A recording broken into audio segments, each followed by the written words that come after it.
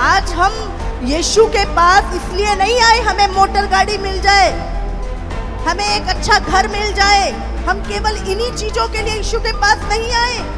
हो सकता है आए हो, पर जब हम सच्चाई को जान चुके हैं, आज हम यीशु के पास किसी भी दुनियावी ब्लेसिंग के लिए नहीं है। हमने जाना कि यीशु मसीह स्वर्ग का द्वार है। उससे कहा मन फिराओ क्योंकि स्वर्ग का राज्य निकट है। और मैं नहीं चाहता कि तुम अनंत काल के लिए उस आग में सड़ो। यीशु ने हमें हमारे पापों से मन फिराने की आज्ञा दी।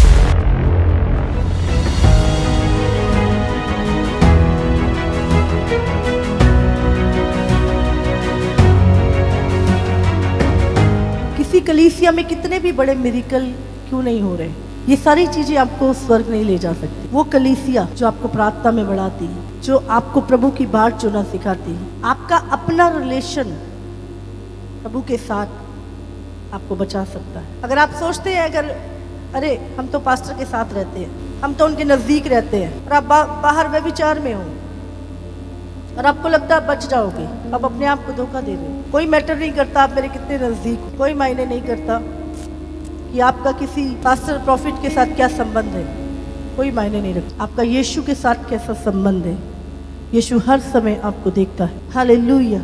आज हम एंड टाइम में जी रहे हैं। हर चीज की जैसे शुरुआत होती है वैसे भी अंत होता है। जब हम अपने घर से एक ट्रेन में बैठते हैं, हमारी एक मंजिल होती है पहुंचने की, और हम कुछ घंटों बाद उस मंजिल पे पहुंच जाते हैं। हर चीज जो शुरू हुई है वो खत्म होगी। ऐसे ही एक समय था उत्पत्ति का, जब सब कुछ संसार में हुआ, सृष्टि बनी, और एक समय है उसके खात्मे का। और अब हम एंड टाइम में जी रहे हैं, आखिरी दिनों में। हमें कैसे पता कि हम आखिरी दिनों में जी रहे हैं? क्योंकि परमेश्वर ने हमसे पहले से बातें की अपने भविष्यवक्ताओं के द्वारा। न केवल एक सदी में, पर हर सदी में परमेश्वर ने बहुत सारे प्रॉफिट्स, बहुत सारे भविष्यवक्ता, बहुत सारे लोगों से बात की और उनको बोला लिखो। परमेश्वर ने अपनी भविष्यवाणियों के द्वारा हमें बताया कि जब अंत का समय होगा तो दुनिया में क्या साइन होंगे, क्या चीजें होंगी, संसार में क्या हो रहा होगा, जिससे तुम जान सको कि हम आखिरी दिनों में जी रहे हैं। आज जो एक बदला हुआ माहौल पूरी वर्ल्ड का, समाज का, परिवारों का, रिश्तों का जो है एक बदला हुआ रूप जो हम देख रहे हैं आज की डेट में, आज से पहले कभी हमने नहीं देखा। आज से पहले ये बदलाव जो आज हम देख रहे हैं हमने कभी नहीं देखा। लेकिन लोग आज इसे, हम कहते हैं मॉडर्न जमाना, लेकिन ये आखिरी दिन है और इसके विषय में प्रभु ने हमसे बहुत सारी बातें की। परमेश्वर का एक लॉ है, जैसे इस धरती पर भी एक कानून है, उसी तरह एक मनुष्य के ऊपर केवल धरती का लॉ ही नहीं, एक आत्मिक लॉ भी उसकी लाइफ में काम करता है। अगर हमें संसार के लॉ कोई परमिशन देता है तो ये नहीं है कि वो परमिशन हमें स्वर्ग से भी मिल गई है, वो परमिशन हमें परमेश्वर ने भी दे दी है। याद रखिए, हम ना केवल नेचुरल लॉ में, पर हमारे ऊपर एक आत्मिक लॉ भी है, आत्मिक नियम, आत्मिक कानून भी हमारे ऊपर। प्रभु ने हमें एक चिन्ह दिया था इसका, कि जब अंत के दिन होंगे तो वो कैसे होंगे, किन दिनों के समान वो दिन होंगे। क्योंकि ऐसे दिन पहले भी आए थे जब संसार नाश हुआ था, और अंत के दिनों में भी वैसे दिन फिर आएंगे। और यीशु ने उसका हमें साइन भी दिया था। और जो सबसे बड़ी चीज वो है अडल्टरी। यीशु ने कहा तुम्हारा शरीर पवित्र आत्मा का मंदिर है। पवित्र बनो जैसे मैं पवित्र हूं। सेक्सुअल सिन जो पूरे संसार के ऊपर, और आज याद रखिए कलीसिया, या ये स्वर्ग नहीं है अभी, हाँ ये स्वर्ग नहीं है कि मैं तो चर्च में आता हूँ, मैं तो बहुत ही, मेरे जीवन में ये चीज काम नहीं करती है। चर्च में हर तरह के व्यक्ति आते हैं, बीमार भी, हेल्थी भी, कंफ्यूज भी, निराशा से भरे हुए भी, आशा से भरे हुए भी। कलीसिया में हर तरह का व्यक्ति आपको मिलेगा। तो मत सोचिए कलीसिया परफेक्ट है। हम सिद्धता की ओर बढ़ रहे हैं और परमेश्वर हमें बना रहा है सिद्ध, ताकि जब वो आए तो हम उसे सिद्धता में मिले। और जो इस समय परमेश्वर चाहता है कि कलीसिया पवित्र हो। किस चीज में पवित्र हो? कैरेक्टर में। और आज कोई भी किसी भी उम्र का व्यक्ति क्यों नहीं है, आज वो अपने जीवन में इन चीजों से फाइट कर रहा है। और ना केवल ये बात मैं आपसे बोल रही हूँ, लेकिन परमेश्वर का वचन भी हमें कुछ चीजों में हमें बताता है। आप अपने जीवन से खेल नहीं सकते, और आपको आज अगर आप खेल रहे हैं अपनी लाइफ से, उसका रिजल्ट है। मत्ती 24 उसका 36 से हम पढ़ेंगे। जैसे नूह के दिन थे, प्रभु ने कहा यीशु मसीह कब आएगा, उसके कुछ चिन्ह यीशु मसीह ने दिए। जैसे नूह के दिन थे वैसे ही मनुष्य के पुत्र का आना भी होगा। जैसे जल प्रलय से पहले के दिनों में जिस दिन तक नूह जहाज पर ना चढ़ा, उस दिन तक लोग खाते पीते थे और उनमें विवाह होते थे, और जब तक जल प्रलय आकर उन सबको बहा ना ले गया तब तक उनको कुछ भी मालूम ना पड़ा। वैसे ही मनुष्य के पुत्र का आना भी होगा। उस समय 2 जन खेत में होंगे, एक ले लिया जाएगा और दूसरा छोड़ दिया जाएगा। 2 स्त्रियां चक्की पीसती रहेंगी, एक ले ली जाएगी और दूसरी छोड़ दी जाएगी। इसलिए जागते रहो, क्योंकि तुम नहीं जानते कि तुम्हारा प्रभु किस दिन आएगा। परंतु ये जान लो कि यदि घर का स्वामी जानता होता कि चोर किस पहर आएगा तो जागता रहता और अपने घर में सेंध लगने ना देता। इसलिए तुम भी तैयार रहो, क्योंकि जिस घड़ी के विषय में तुम सोचते भी नहीं हो उसी घड़ी मनुष्य का पुत्र आ जाएगा। तो परमेश्वर हमें बता रहा है कैसे दिन होंगे, नूह के दिनों के समान। बाइबल हमें बताती है नूह के दिन कैसे थे। अगर हम उत्पत्ति 6 पढ़े तो उसमें लिखा है कि यहां पर परमेश्वर के दूत मनुष्य की पुत्रियों के साथ व्यभिचार कर रहे थे, और उनसे जो बच्चे पैदा हुए वो दानव हुए, और उनके मन में जो कुछ पैदा होता था बुरा ही होता था। यहाँ पे लिखा है 5, अगर हम 6 का 5, तो यहोवा ने देखा। कौन देखता है आपको? यहोवा। लिखा है यहोवा ने देखा कि मनुष्यों की बुराई पृथ्वी पर बढ़ गई है, और उनके मन के विचार में जो कुछ उत्पन्न होता है वो निरंतर बुरा ही होता है।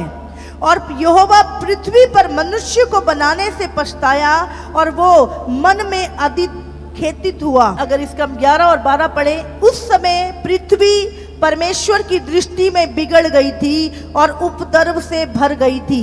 और परमेश्वर ने पृथ्वी पर जो दृष्टि की तो क्या देखा कि वो बिगड़ी हुई है, क्योंकि सब प्राणियों ने पृथ्वी पर अपना अपना चाल चलन बिगाड़ लिया है। बाइबल में लिखा है मनुष्य के पुत्र का आना ऐसे होगा जैसे नूह के दिन थे।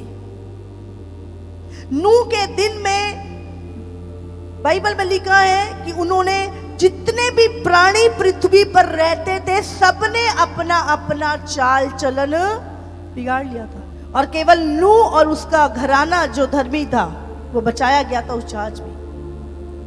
और जब तक जल प्रलय आ नहीं गई, उनको खूब प्रचार किया, बताया कि ये पाप है, इसकी ये नरक में लेके जाएगी, ये अनंत काल का हेल है, लेकिन लोगों ने विश्वास नहीं किया नूह की बातों पर, और वो अपने लस्ट में, अपनी अभिलाषाओं में अपनी जिंदगी जीते रहे। और अचानक ही जल प्रलय आया और सबको बहा के ले गया। और लिखा है जो पहाड़ थे वो भी 12-12 फुट, 12-12 हाथ डूब गए थे पहाड़ भी। एक भी चीज इस धरती पर जीवित ना रही। यीशु ने कहा मेरा आना भी ऐसे ही होगा। अचानक सारा संसार जल में डूब के मर गया, एक भी प्राणी जीवित ना बचा। जितने सिर्फ नूह और उसका परिवार 8 लोग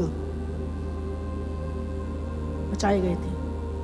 वो क्यों बचाए गए थे? क्योंकि वो परमेश्वर की आवाज को सुनकर वो तैयारी कर रहे थे, वो प्रभु की आज्ञाओं पे चल रहे थे। परमेश्वर ने नूह को बोला, नूह इसकी नहीं, गोपेर की लकड़ी चाहिए, उस वहां मिलेगी। वो अपने बेटों के साथ जाके ला रहा था, वो जहाज बना रहा था और लोग उसका मजाक बना रहे थे। वो तैयारी कर रहा था और लोग हंस रहे थे। आज भी हम पे हंसते लोग, क्या बातें करते, क्या स्वर्ग नरक किसने देखा है? हाँ, आप वहां जाकर चुनाव नहीं कर सकते कि चलो जी मैं नरक में चला गया, कूद के इधर आ जाऊंगा। हाँ, एक दरवाजे है उस पे लिखा नरक, एक दरवाजा है उस पे लिखा स्वर्ग। प्रभु ने दोनों रखे सामने। दरवाजा इसी जीवन में खोलना है। आप अपना दरवाजा यहीं से खोलोगे कि कौन सा किसके अंदर जाना आपने, वहां जाके चुनाव नहीं है। नूह अपनी तैयारी कर रहा था। आज हम यीशु के पास इसलिए नहीं आए हमें मोटर गाड़ी मिल जाए, हमें एक अच्छा घर मिल जाए। हम केवल इन्हीं चीजों के लिए यीशु के पास नहीं आए। हो सकता है आए हो, पर जब हम सच्चाई को जान चुके हैं, आज हम यीशु के पास किसी भी दुनियावी ब्लेसिंग के लिए नहीं है। हमने जाना कि यीशु मसीह स्वर्ग का द्वार है, और यीशु ने कहीं नहीं कहा, उसने कहा मन फिराओ क्योंकि स्वर्ग का राज्य निकट है। और मैं नहीं चाहता कि तुम अनंत काल के लिए उस आग में सड़ो। और यीशु ने हमें हमारे पापों से मन फिराने की आज्ञा दी। आज कलीसिया गलत डायरेक्शन में जा रही है। कंफर्ट लाइफ, संसार का जीवन, संसार का कंफर्ट, संसार की पोजीशन, कोई मैटर नहीं करता। आपकी पोजीशन प्रभु में क्या है ये मैटर करता है। वर्ल्ड में आपकी पोजीशन क्या है कोई मैटर नहीं करता। आपकी प्रभु में क्या पोजीशन रखते हो आप। बाइबल में लिखा हर व्यक्ति ने अपना चाल चलन बिगाड़ लिया, और पाप, सबसे अधिक जो पाप था उस टाइम पर सेक्सुअल सिन, व्यभिचार, लोगों का जो चाल चलन था, पवित्रताई थी, खत्म हो चुकी थी। ये शरीर प्रभु ने कहा पवित्र आत्मा का मंदिर है, तू इसको नाश करेगा पाप के द्वारा, मैं तुझे नाश कर दूंगा। आपको अपने शरीर में पवित्र, अपनी आंखों को पवित्र रखना है। लूका 17 उसका 20 में भी प्रभु ने कुछ हमें चिन्ह दिए। तब फरीसियों ने उससे पूछा कि परमेश्वर का राज्य कब आएगा? तो उसने उनको उत्तर दिया, परमेश्वर का राज्य दृश्य रूप में नहीं आता, और लोग ये ना कहेंगे देखो यहाँ है या वो वहाँ है, क्योंकि देखो परमेश्वर का राज्य तुम्हारे बीच में है। 29 और 30 वचन भी पढ़ेंगे। परंतु जिस दिन लूत सदोम से निकला, उस दिन आग और गंधक आकाश से बरसी और सबको नष्ट कर दिया। मनुष्य के पुत्र के प्रकट होने के दिन भी ऐसा ही होगा। यहाँ पे लिखा है लूत के दिन।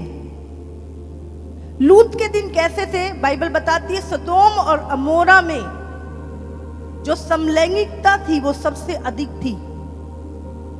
वहां पर औरतें औरतों के साथ और आदमी आदमियों के साथ व्यभिचार किया करते थे, अडल्ट्री का पाप किया करते थे। और अगर आज आप पृथ्वी पर देखो तो सेम सिचुएशन बन चुकी है। हम पढ़ेंगे उत्पत्ति 18 उसका 20 और 21 निकालेंगे। फिर यहोवा ने कहा, सदोम और अमोरा की चिल्लाहट बढ़ गई है और उनका पाप बहुत भारी हो गया है, इसलिए मैं उतर कर देखूंगा कि उसकी जैसी चिल्लाहट मेरे कान तक पहुंची है। उन्होंने ठीक वैसा ही काम किया है कि नहीं, और ना किया हो तो मैं उसे जान लूंगा। और यहाँ पे पाप कौन सा? यहाँ पे पढ़ेंगे हम 19 का भी 5। और लूत को पुकार कर कहने लगे, जो पुरुष आज रात को तेरे पास आए हैं वह कहाँ है?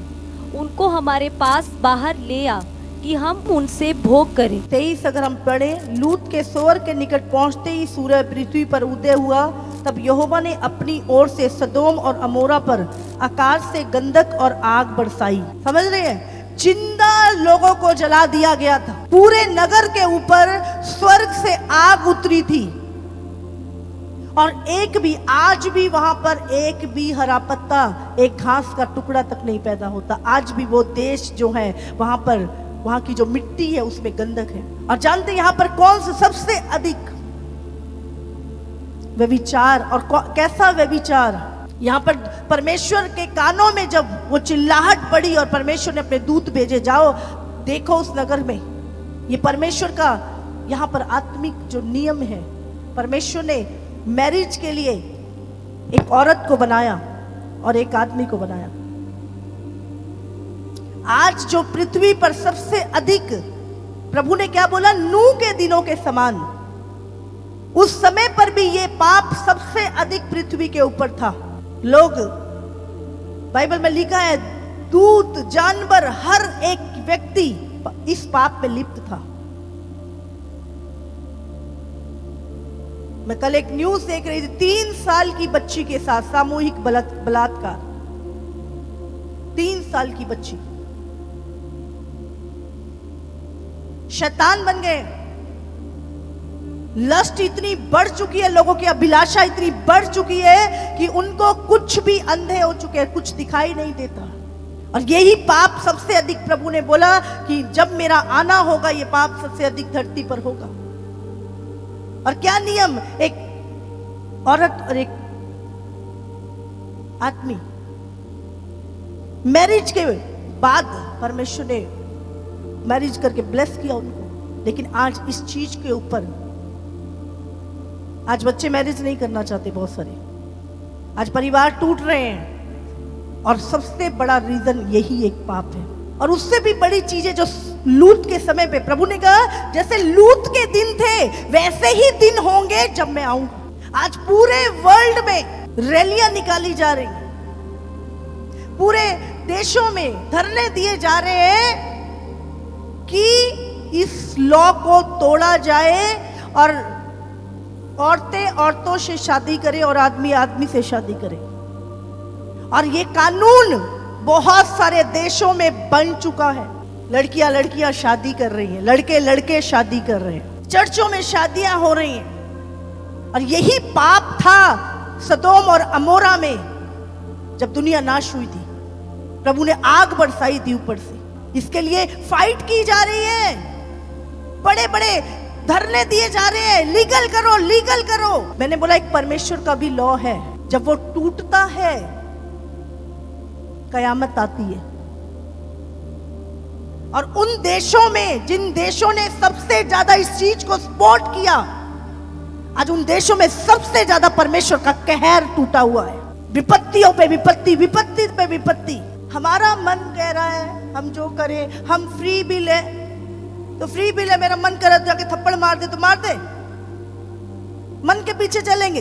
हाँ, तुम्हारा मन कर रहा है उसके ऊपर थूक देंगे, तुम्हारा मन कर रहा है चर्च में आके बैले डांस करे तो करेंगे आप, तुम्हारे मन के पीछे चलेंगे। या कोई नियम भी है दुनिया में, खुदा ने बनाया है कोई नियम। आज इतनी बड़ी बड़ी रैलियां निकल रही है और बहुत सारी जगहों पे आप प्रचार नहीं कर सकते इस चीज के ऊपर।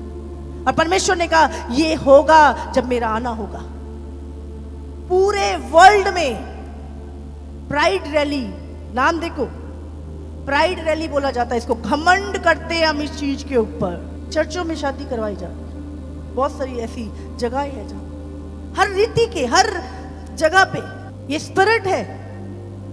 और जो एंटी क्राइस्ट होगा, बाइबल बताती है, वो भी एक समलैंगिक होगा। इसीलिए वो अपना फील्ड तैयार कर रहा है ताकि जब वो आए तो लोगों को लगे ना कि अरे ये कोई नई बात है, ये तो कॉमन है, ये तो सरकार ने भी लॉ पास कर दिया है। औरतें औरतों से शादी करे, आदमी आदमियों से शादी करे। कुछ तो ऐसा लॉ आ गया, अपने आप से शादी कर सकते हो आप। और इसको हम बहुत, अब जानते हैं लोग कितना सपोर्ट कर रहे हैं इसको। हर एक इंसान को अपनी मर्जी के अनुसार जीने का हक है और लोग सपोर्ट कर रहे हैं। उन रैलियों का हिस्सा बन 2-2 लाख लोग एक एक। और प्रभु ने क्लियर यहाँ पे लिखा है कि जैसे लूत के दिन थे वैसे ही मेरा आना होगा। बाइबल में लिखा है विवाह का बिछौना निष्कलंक रहे। कोई अपनी पत्नी से खुश नहीं है, कोई अपने पति से खुश नहीं है। हर घर में आप बोले ना बोले समस्या है। बच्चा बच्चा गलत मूवीज देख रहा है। छोटे छोटे बच्चों की मन जो है क्या है, गंदे हो चुके, चाल चलन बिगड़ चुके। प्रभु ने कहा ये सारी चीजें होंगी। 1 कुरिन्थियों 6 उसका 9 और 10। क्या तुम नहीं जानते कि अन्यायी लोग परमेश्वर के राज्य के वारिस ना होंगे?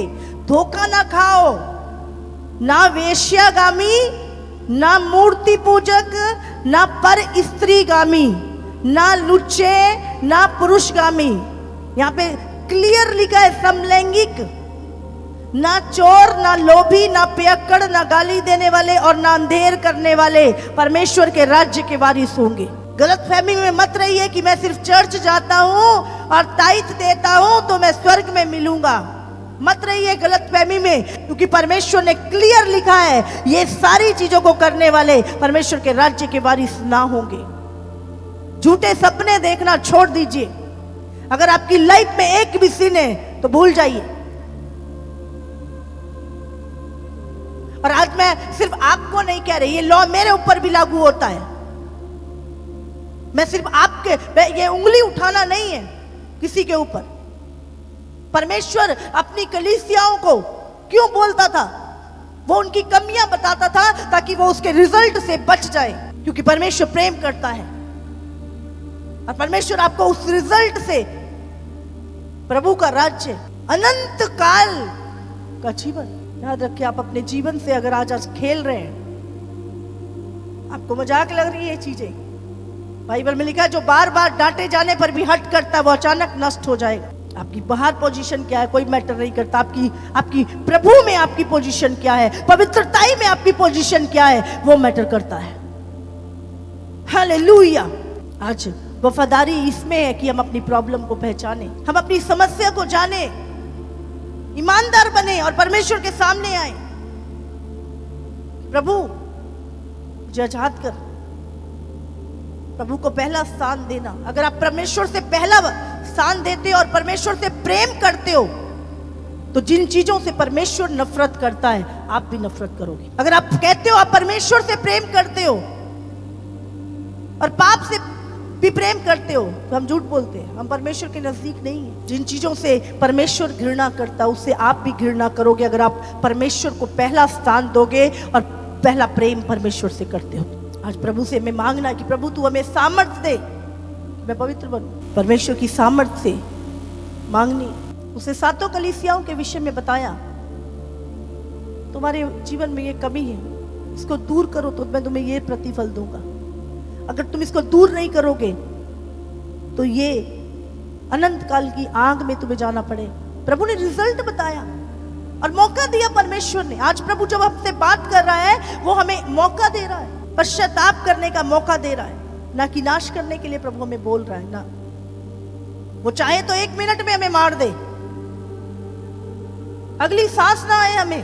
जब सदोम और अमोरा में ऐसा हुआ, परमेश्वर ने दूत भेजे और जब नहीं माना उन लोगों ने, बाइबल कहती है आकाश से आग उतरी, गंधक की आग, और सब कुछ जल के खत्म हो गया। ये प्रभु की इच्छा नहीं है। अभी अगर हम सुन ही नहीं रहे, हम ना सवेरे उठ के भी खूब सारी शुगर खा रहे हैं, खूब सारे रात को सोते हुए खूब सारा कोल्ड ड्रिंक पी रहे हैं, पेप्सी पी रहे हैं, कोक पी रहे हैं, लगातार हम कुछ खा नहीं रहे, सिर्फ वही पी रहे, क्या होगा? शुगर हो जाएगी। प्रभु की इच्छा थी आपको शुगर हो? गलती कौन कर रहा है? अगर हम गलती कर रहे हैं, हम दिन रात शुगर खा रहे हैं, मिठाइयाँ खा रहे हैं, कोल्ड ड्रिंक पी रहे हैं, तो ये उसका रिजल्ट है। और प्रभु हमें बताता है रिजल्ट, क्योंकि वो हमसे प्रेम करता है। कहते हैं काश मुझे पहले पता होता। प्रभु ने तो पूरा लिख के दिया, रोज प्रचार में सुनते हैं। अब ये नहीं कह सकते प्रभु मुझे पता नहीं था। परमेश्वर ने अपनी कलीसिया को उसकी कमियां बताई। आज 7 कलीसिया यहीं पर है। आज हमें वफादारी के साथ अपनी कमी को ढूंढना है, ईमानदार बनना है प्रभु के सामने। बार बार जब आप वचन सुनते हैं, आपकी लाइफ में वही सिन जो आपकी लाइफ में है, वो कमियां हाईलाइट होती है। क्यों कर रहा है वो? ताकि आपको रिजल्ट से बचा सके। परमेश्वर में टाइम देता है, मौका देता है। शैतान डिस्ट्रैक्शन लेके आता हमारी लाइफ में, लेकिन परमेश्वर मौका लेकर आता है, टाइम देता है वो हमें। आज हमें परमेश्वर की दया को मांगना है। 1 कुरिन्थियों 6 उसका 13 से पढ़ेंगे हम। भोजन पेट के लिए और पेट भोजन के लिए है, परंतु परमेश्वर इसको और उसको दोनों को नष्ट करेगा, परंतु देह व्यभिचार के लिए नहीं, वरन प्रभु के लिए है और प्रभु देह के लिए है। हाँ, बाइबल में लिखा पेट भोजन के लिए और भोजन पेट के लिए, दोनों नाश हो जाएंगे, पर जो तुम्हारा शरीर है वो प्रभु के लिए है, व्यभिचार के लिए नहीं, अभिलाषाओं को पूरा करने के लिए नहीं। तुम्हारा शरीर प्रभु की महिमा के लिए है, प्रभु के लिए है। पढ़ो आखिरी लाइन को, ये शरीर व्यभिचार के लिए नहीं, बोलो बोलो बोलो बोलो बोलो, अपने अपने ऊपर हाथ रख के बोलो, बोलो ये शरीर व्यभिचार के लिए नहीं, बोलो प्रभु के लिए है, प्रभु के लिए है। मेरा जीवन प्रभु के लिए है, ये शरीर प्रभु के लिए है, बोलो व्यभिचार के लिए नहीं, पाप के लिए नहीं, अभिलाषाओं को पूरा करने के लिए नहीं, बोलो प्रभु की महिमा के लिए है। हालेलुया, आमीन। और क्या लिखा है यहाँ पे, परंतु देह व्यभिचार के लिए नहीं, परंतु प्रभु के लिए है और प्रभु देह के लिए है। प्रभु तुम्हारे भीतर रहना चाहता है, प्रभु तुम्हारी अंदर रहना चाहता है। कब रहेगा? जब पवित्रताई होगी। और बाइबल में लिखा, परमेश्वर ने अपनी सामर्थ से प्रभु को जिलाया और वो तुम्हें भी जिलाएगा हमेशा की जिंदगी के लिए, अनंत काल के लिए हम परमेश्वर के साथ रहेंगे। 19 में लिखा है, क्या तुम नहीं जानते कि तुम्हारी देह पवित्र आत्मा का मंदिर है जो तुम को में बसा हुआ है और तुम्हें परमेश्वर की ओर से मिला है, और तुम अपने नहीं हो क्योंकि दाम देकर मोल लिए गए हो, इसलिए अपनी देह के द्वारा परमेश्वर की महिमा करो। परमेश्वर की महिमा करो, अपनी देह के द्वारा अपनी अभिलाषाओं को पूरा ना करो, अपनी लस्ट को पूरा ना करो, लेकिन परमेश्वर की महिमा को करो। हमने भी चीजों को लिया, सीखा, प्रैक्टिस की उन चीजों की, प्रभु को पहला स्थान दिया, उसमें चलना शुरू किया। ये वचन मेरे ऊपर भी उतना ही लागू होता है जितना आपके ऊपर। यीशु ने कहा अपना क्रूस उठा और मेरे पीछे हो ले। यीशु ने अपना क्रूस उठाया और पूरी दुनिया के पापों को उस क्रूस के ऊपर ठोक दिया कीलों से। आज जब हम मसीह जीवन में चलते हैं, हम कहते हैं मेरा क्रूस बहुत भारी है। बोले मेरे कितने क्रूस है? मेरे ऊपर तो रोज एक नया क्रूस है। पूछो अपने आप से, पाप कितने हैं? क्रूस कितने हैं मत पूछो, पाप कितने हैं जीवन में वो पूछो। हर पाप को आज आपने अपने जीवन में उस क्रूस के ऊपर ठोक देना है। देखो अपनी लाइफ में मैंने अभी कोई पाप ऐसा तो नहीं है जिसको अभी क्रूस पे टांगना है। जैसे ही आपने उस पाप को क्रूस पे टांग दिया, आपका क्रूस हल्का हो जाएगा, आप परमेश्वर की महिमा को पहुंच लो जाओगे। यीशु क्रूस पे टंगा नहीं रहा, वो तीसरे दिन जी उठा। हमें टंगे नहीं रहना, हमें हर पाप को चेक करना और क्रूस पे टांगना।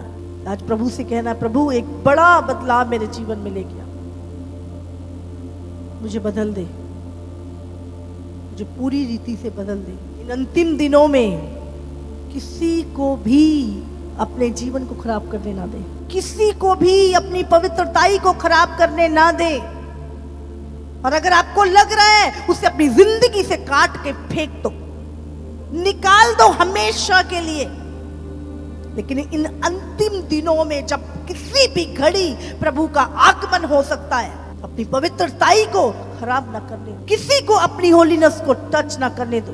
प्रभु ने कहा वो दिन सदोम और अमोरा के समान होंगे, जैसे लूत के दिन थे। और आज पूरी दुनिया में और समाज एक्सेप्ट कर रहा, वीडियोस डल रही है, प्रमोशन हो रही है कि एंटी क्राइस्ट खुद एक समलैंगिक होगा, और पहले से तैयारी कर रहा वो सारी। वो लिखा वो स्त्रियों को से प्रीति नहीं करेगा, क्योंकि हर वो चीज जो परमेश्वर की ओर से है, शैतान उससे नफरत करता है। याद रखें, यही सिन परमेश्वर ने कहा अंत के दिनों में जब तुम इस पाप को देखो, इस समय पर आप देखोगे पूरे वर्ल्ड में, पूरे संसार में बहुत सारी जगहों पे कानून बन गए हैं कि जी आपको खुली छूट है, आप इंसान से करो, आदमी से करो, औरतें से करे, कुत्ते से करो, किसी से करो, भाई हमारी ओर से खुली छूट है, जो करना करो, तुम्हारी जिंदगी है, जैसे मर्जी जियो। यही सिन प्रभु ने कहा जब ये सिन तुम देखोगे पूरी दुनिया में तो समझ लेना यीशु का आना निकट है। हालेलुया। आप सबको जय मसीह की। इसी तरह से परमेश्वर के और सामर्थी और अद्भुत प्रकाशनों को अपने जीवन में ग्रहण करने के लिए हमारे YouTube चैनल को सब्सक्राइब करें ताकि हर एक वीडियो का नोटिफिकेशंस आप तक पहुंच सके। हालेलुया।